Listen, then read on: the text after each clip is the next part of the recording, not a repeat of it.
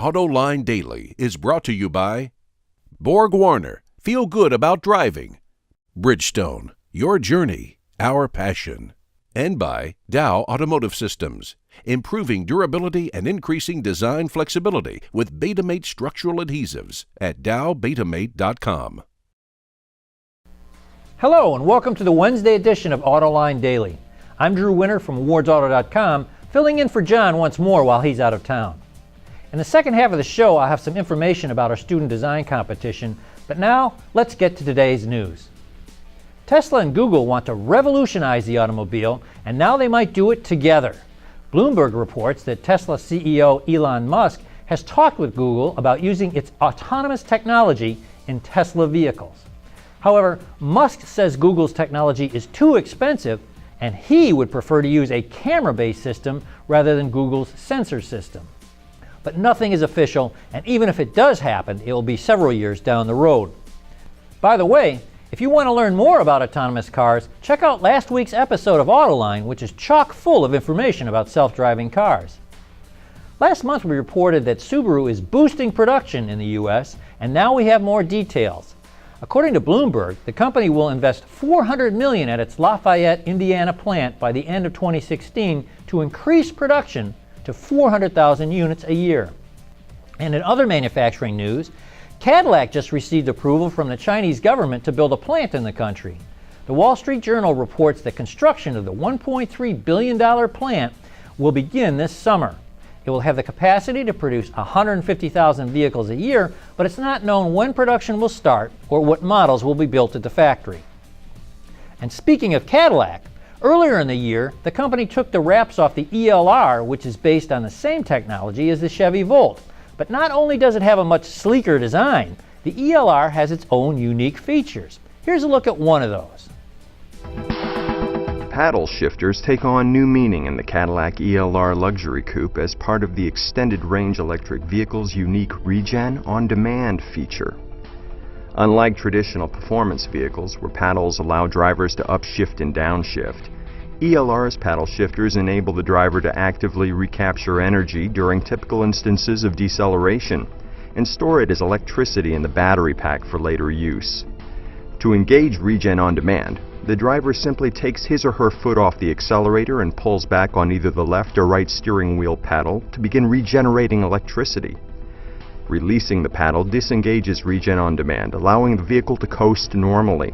The driver can engage and disengage Regen on demand as desired and as traffic conditions allow. Regen on demand is unique to the ELR and builds on Cadillac's performance-bred heritage. That's pretty cool. I'll be interested in trying it out once I get to test drive the ELR. Click the link in today's show notes for more details.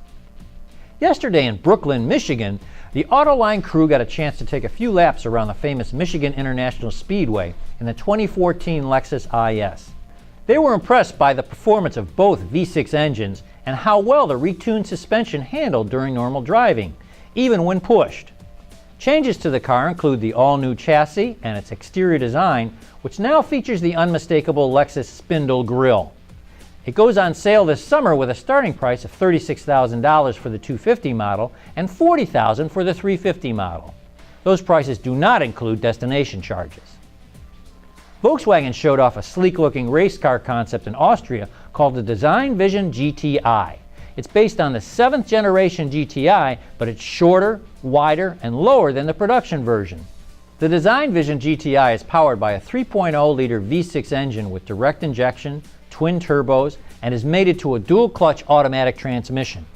The concept cranks out 503 horsepower, has a top speed of 186 miles per hour, and can scream from 0 to 60 in just 3.9 seconds. Coming up next, a look at Wards Auto's annual student design competition. Dow Automotive Systems, driving solutions in automotive, commercial transportation, and aftermarket with innovative products like Betamate structural adhesives. Lighter, stronger, safer. dowbetamate.com. What will tomorrow's auto interior look like? If you believe the students at the College for Creative Studies in Detroit, we're in for a wild ride. Wards Auto recently held its 4th annual student design competition, asking CCS students to create a roomy, practical family sedan aimed at first-time buyers in the year 2025. The sedan has to offer all the amenities of a minivan in a smaller, more fuel-efficient package. Instructor Joanne Jung, manager of Global Interior Design Strategy at Ford, guided the students and helped keep their projects grounded in reality. The program is sponsored by interior suppliers International Automotive Components and Lear, who are both giving special prizes to students for the best innovative concept and most environmentally friendly design. The entries were judged by top designers from Ford, Chrysler, GM, and Toyota. You can check out the designs of all 17 of the CCS students, as well as videos of them making their presentations to the judges, in a special feature package on wardsauto.com. The winners will be announced during our Wards Auto Interiors Conference on May 22nd at the Henry Hotel in Dearborn.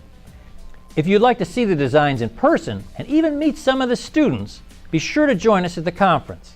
In addition to celebrating these young designers, we've got a full day of seminars on the latest trends in design and technology related to vehicle interiors. Plus, we have keynote speeches from Amco Leenarts, the head of global interior design at Ford, and Johan Jungwirth, the CEO of Mercedes-Benz R&D. You can get all the details at autointeriors.com. And that's it for today's show. I'm Drew Winter from wardsauto.com. Thanks for watching.